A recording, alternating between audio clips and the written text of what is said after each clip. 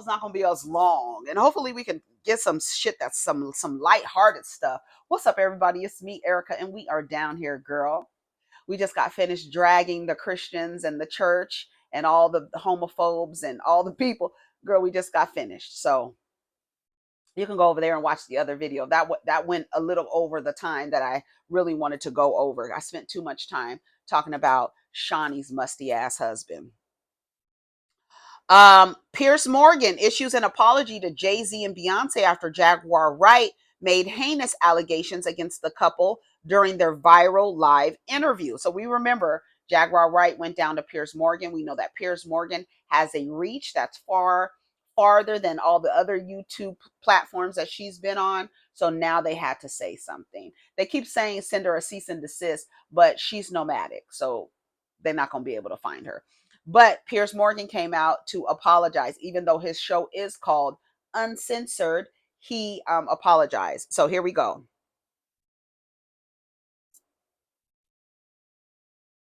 Oh, come on. The reality of the modern world is that pretty much everyone has a platform as long as they have something to say that other people want to hear. That's why we invite her on to be interviewed. The people making these claims have an audience with or without shows like mine. Well, Jaguar Wright unexpectedly made several serious allegations about Jay-Z and Beyonce during that interview. As I said in the moment, they were not present to respond or defend themselves. But now they have. Their lawyers contacted us to say that those claims were totally false and have no basis in fact, and we've therefore complied with the legal request to cut them from the original interview. Editing interviews is not something we do lightly at a show called Uncensored. But, like the proverbial cries of fire in a crowded theatre, there are legal limits on us too. We apologise to Jay-Z and Beyonce. Well, now, Sean Diddy Combs, think about platform. All right, somebody says, and that's how you do it. Shout out to Chris. That's how you do it. Sue the platform because they got money. Suing Jaguar for slander is pointless. Exactly. If it wasn't true, they would ignore it. And before y'all say, why aren't y'all suing Jaguar? She doesn't have anything for them to take, but Piers and that network does. Piers Morgan is on YouTube. I don't think he streams anywhere else. What the fuck is J&B going mad hard to cover stuff they going to jail for anyway, whether it's tomorrow, next month, or next year? This makes them look even more guilty. Piers got hit with a cease and desist. Why is everyone bringing Beyonce's name up? We literally seen her success in front of our own eyes. She has worked very hard to where she's at. No one, including her husband, can take away from her. Beyonce is really the last superstar we have 30 years in her career, and no publicity stunts. Talent speaks. Y'all do realize that Jaguar sung backup on all the songs from Jay-Z's Unplugged album. I think that woman was in more rooms than y'all. Yet she still has no lawsuits. People who listen to Jaguar and Trump supporters are the same kind of people. I will not be explaining further. I believe Jaguar. She really do just be making up shit. Piers Morgan has never apologized to anyone in his life. They threaten him real good. Piers Morgan never issues an apology. What changed? Let's not act like Jag hasn't trailblazed Diddy's exposure for decades. Now she's spilling tea so heavy, she's being deemed cuckoo for it. All right. So what do y'all think? Yeah, didn't I just say yesterday, everything Jaguar Wright says, I mean, like, nobody is 100% on anything, right? On anything. There people are going to dismiss her. They said she gets a lot of her stuff from gossip. Like, she doesn't know firsthand. A lot of her information is secondhand. So like now she's just mostly just giving literally just her opinion on what's going on as everybody else is doing. We're all down here giving our opinion. Her giving her opinion based on her experience is just that, what she's going to give based on her experience. And that's it. And she hasn't been sued, right? A lot of people are like, she hasn't been sued because she doesn't have anything, right? So let her just talk or whatever. We'll just call her crazy. That's a standard MO in a lot of everything that happens, right? She's just crazy. not even like considering maybe the environment made them like that. You ever thought about that? Oh, no, haven't, huh? So what do y'all think about Piers Morgan? Go ahead and apologizing. Go ahead and let me know. Let me see. I wanted to see, there was another post here that I wanted to talk about. Was it what was it? Hold on, let me go. Oh, let me look at my save. Don't forget to like the video, okay? We got a few more minutes here. I said I'm gonna do 2 a days. I'm done talking about it. Um. Oh, ex-boyfriend of Diddy's latest accuser said he was offered 3 million from the alleged victim to go along with her story. This is truly sad. The ex of Diddy's latest accuser, Thalia Graves, has come forward with some potentially damning receipts. Graves filed a lawsuit against Diddy for an alleged 2001 RAPE, supposedly performed by Diddy and his bodyguard. She said the two recorded themselves R-ing her and all of this stuff. Graves says it all happened after she was drugged and taken into a room at the Bad Boy building. However, her ex-boyfriend may be poking holes in how trustworthy she is. TMZ obtained text messages between the disbanded couple that say she was planning to sue Diddy because he's the one that has the money. In a text exchange, she apparently offered him $3 million to back her version of the supposed event. TMZ also spoke to the man and he confirmed the messages are real. He said he believed it to be a bribe and blocked her shortly after. Diddy's team apparently has those same text messages, but Graves' lawyer claims it's an attempt to discredit her. It's very common that rich, powerful men and their supporters attempt to discredit, shame, and humiliate accusers who have the courage to come forward. The complaint speaks for itself. Our client is looking forward to her day in court. So let's read some of the comments. Look at Joe. I'm screaming. She should be charged because shit like this shouldn't be tolerated. Keep in mind, the bodyguard already came forward showing messages that she wanted him to go along with the story as well. That's why I don't automatically believe victims. I don't know why y'all act like women don't lie as well. All humans are capable of lying, and are they not capable of Okay. That's why it's best to wait for receipts and not instantly condemn folks. A lot of these cases are a money grab. Let's go to Google for a second. How many rape allegations are false? All right, false reporting. This is from the National Sexual Violence Resource Center.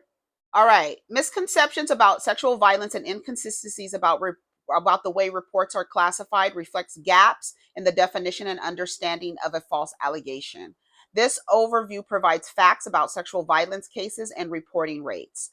And this is from, like I said, it's from the National Sexual Violence Resource Center. And that's N like in Nancy, S as in Sam, V as in victim, R as in resource, C as in center.org. So this is a PDF. I'll put the link in there if you guys want to see it. The majority of SAs, an estimated 63%, are never reported to the police. The prevalence of false reporting cases of sexual violence is low.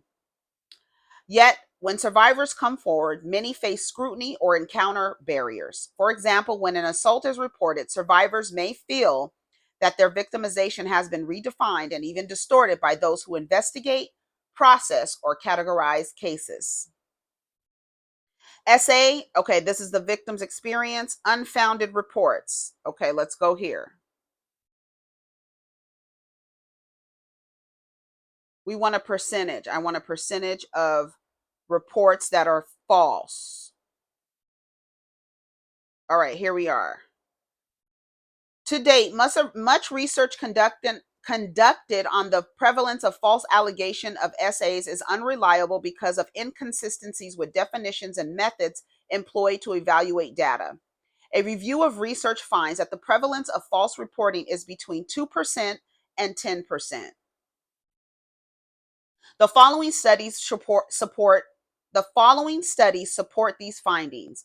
A multi-site study of 8 U.S. communities, including 2,059 cases of essays, found that 7.1% rate of false reports.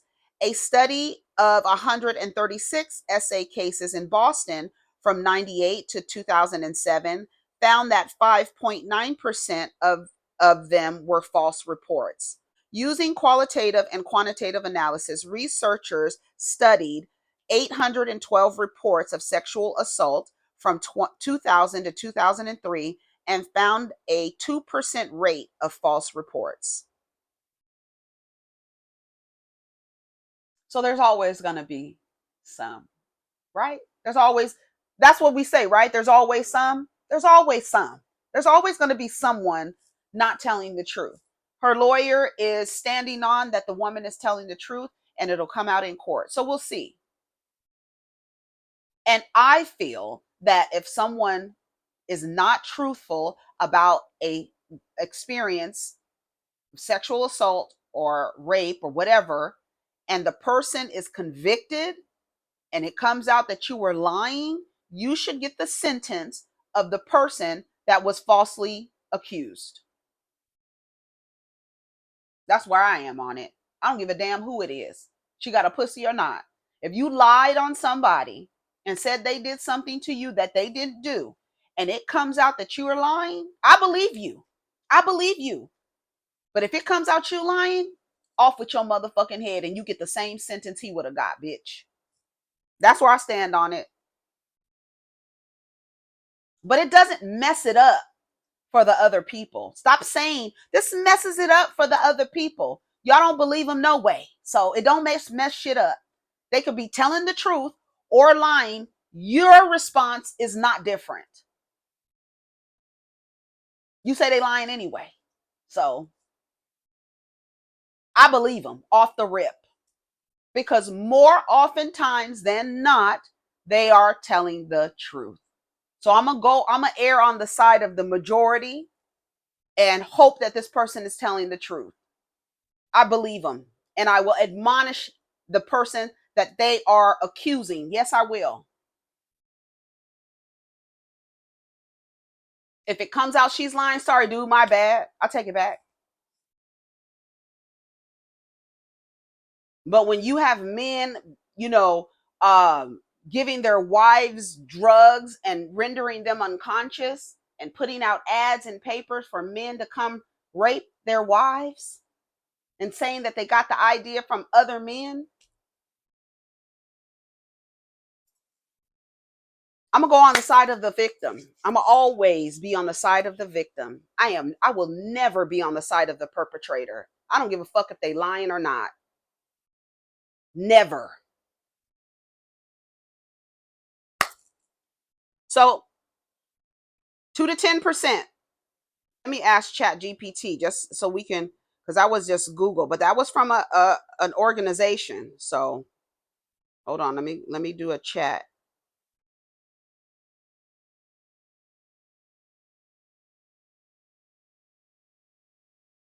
They say the same. Chat GPT says the same thing. I'm sure they got it from that source. Statistics regarding false rape allegations can vary, but research suggests that the rate of false allegations is relatively low. Studies indicate that false reports for SA generally range from 2 to 10%. Yeah, the National Sexual Violence Resource Center stated that the rate of false reporting is between 2 and 8%. However, it's important to consider what the definition of a false allegation is. So there you go. So that's it. And I said, where's my thing? I said it doesn't change anything for the victims. Y'all, it doesn't matter if they come out the day after, the day before. It doesn't matter. Y'all don't believe them, no way. This is what I said. I said, it doesn't make it harder for victims. Y'all don't believe them anyway. If they came out the day after, if they came out 6 months later, if they came out 2 weeks later, every one of you still have the same responses. So if a woman is lying and he's convicted based on her lie, and she should be convicted and given the same amount of time. But at the end of the day, doesn't mean that the other instances didn't happen. Pointing out one in an effort to say that all of those people are lying is weak as fuck. It's weak. It's weak.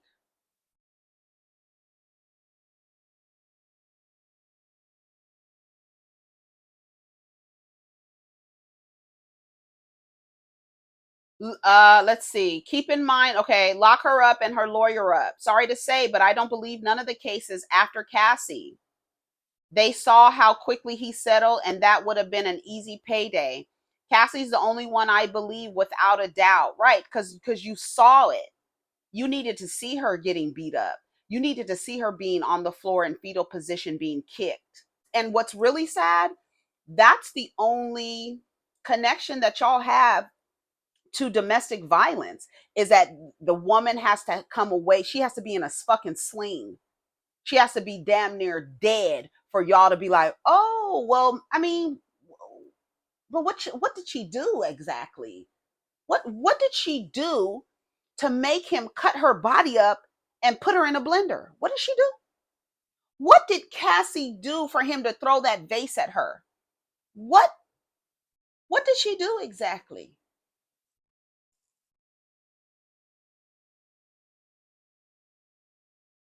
You think Diddy didn't get ahead of this story and pay him to discredit her? I got a bridge to sell you. Exactly. And there's nothing like a man going to a man to go against a woman who has accused him of rape, because he has done it himself. So you got damn right. What you need me to say? Send me the money. I'll say that she's lying. Protect real victims. Well, how do you know they're real or not? How do you know? I believe all. Let me tell you something. I believe them all until you prove.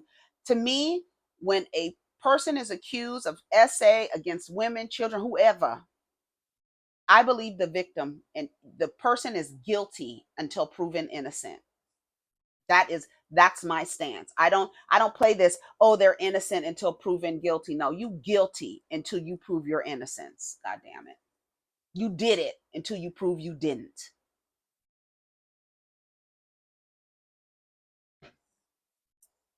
Anybody that's trying to take advantage of the situation and lying to get cash out of this should be locked up and persecuted. Anyone taking advantage of or opportunity of lying should be put under the jail. I want Diddy to fall so bad. The boyfriend confirms she's lying and has proof she's not a victim, just wanted money. A lot of those alleged victim was paid off by a liquor company to lie, which is crazy. This person this person invokes Emmett Till because of Emmett Till and the Karens who wrongfully accused so many. I think it should be illegal to sue for R for money before a person has been found guilty by law enforcement. What hospital did she go to in 2002 when this happened to her? And this is a woman who has an appreciation page to vanity. And you believe victims? And then you invoke Emmett Till?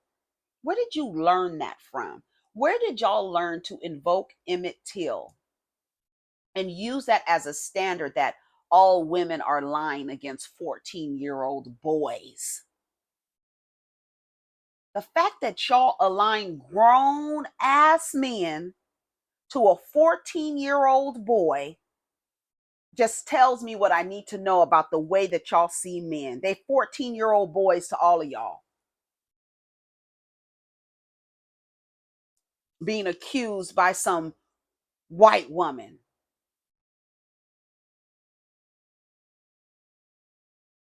And your women be saying this stuff like under 50.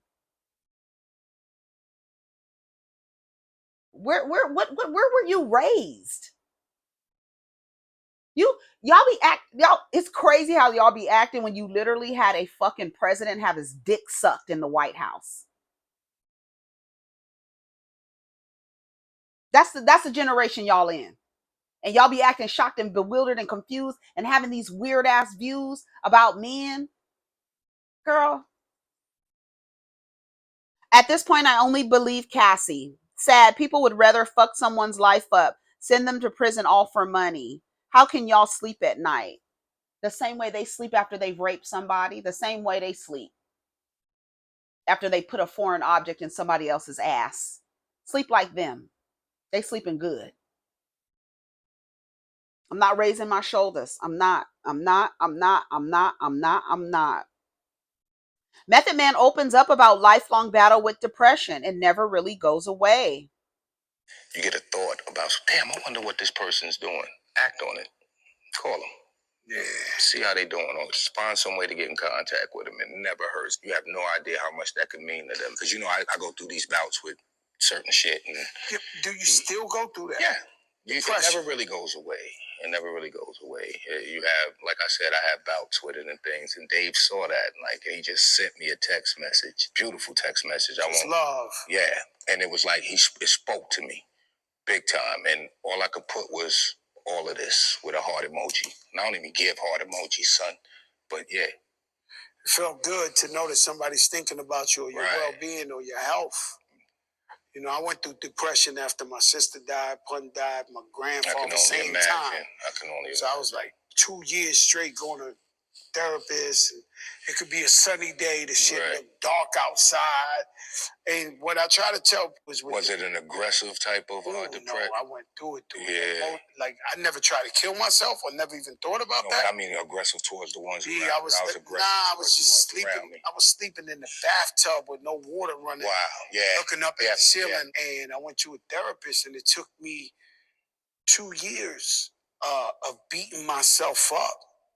And so I tell people, you could be in a gang, you could be in anything. Somebody trying to kill you, just move to another state. Yeah. Right? Yeah. When you fighting your own brain, it's with you all the time. Absolutely. So you go to the island, you could be in the Fiji island with the bluest water, but you're still fighting that demon. You are. But the illest one is when you do these displays as a cry for help, and people, some see it and just feel like it's a facade, or I don't know how they take it, but there's a lot of times those people don't get help. I mean, in the bathtub, was it they cry for help right there? I was bad, yes, sir. Man. Yes, sir. You went to this display at that point in time. This is what I'm feeling, and this is what it feels like. Ain't nothing. Good conversation. Fat Joe talks. That's what Method Man speaks with Fat Joe about his lifelong battle with depression and never really goes away. Let's see what the comments say. My table is here. I hope this reaches the younger generation as well. Representation is so important for all aspects. Enough respect.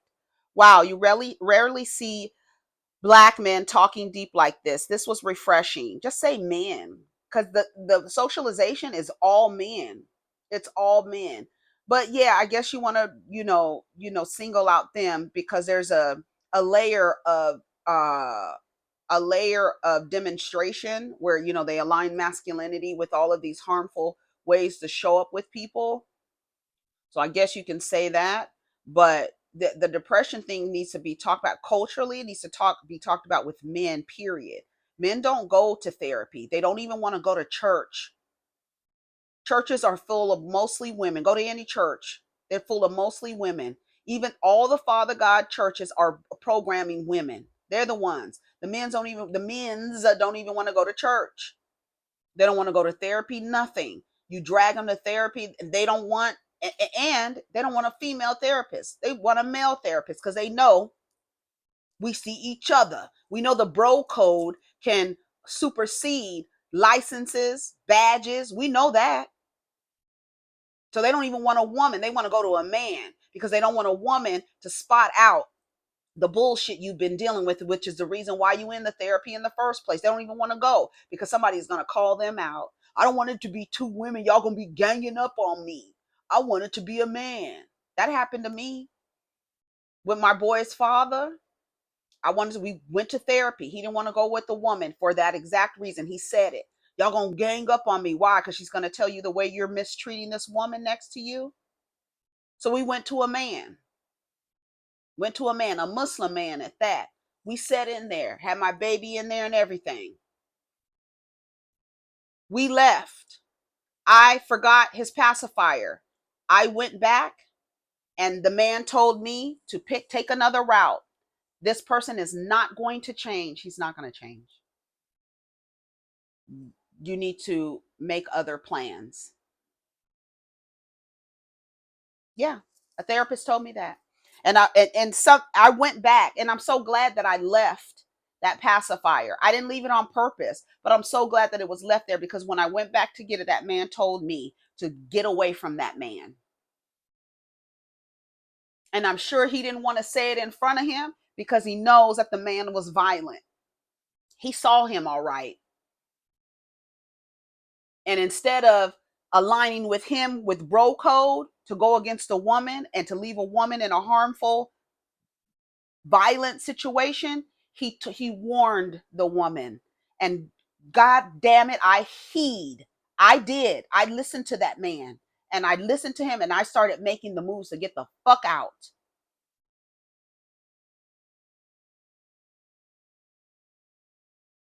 I will never forget that man because I was really nervous. Like, oh, we going to a Muslim man, and you already know they bro code out the game. It's never for the betterment of the woman. It's always for them. And that man said, "You need to make other plans. He's not going to change." And I was sad. I was sad. I was like, God damn, that's crazy.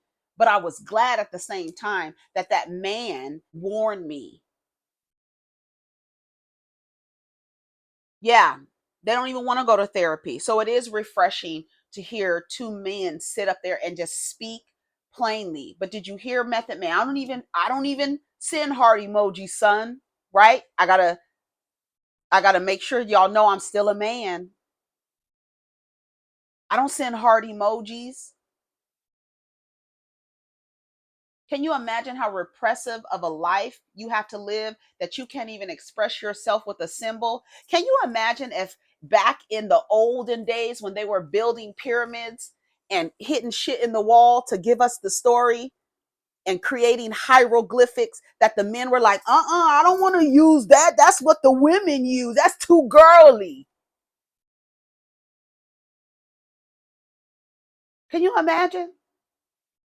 Half of the story wouldn't be told. We wouldn't know shit if the niggas was like these niggas here. I can't use this. I can't use this bird. That's a bitch bird. That's a bird for bitches.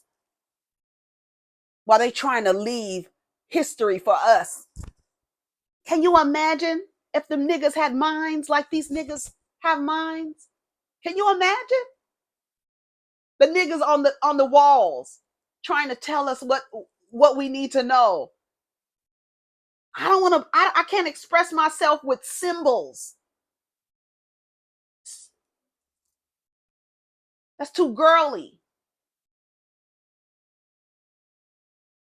I don't use emojis. There's women out there that said men who use emojis are sassy. We know what y'all mean by that.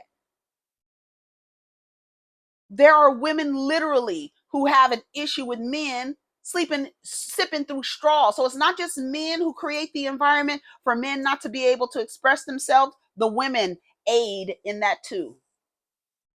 They help. They help reinforce them toxic ideas of what masculinity is. So they can't talk. A lot of them can't talk, won't talk. There's the other side of that too. As soon as a man accesses anything outside of anger and lust, y'all calling him names. It's a daily battle. You have to be super kind to yourself. I honestly try to stay away from anything that can trigger me, even social media. I only like pages that'll keep my algorithm relatively positive. Exactly.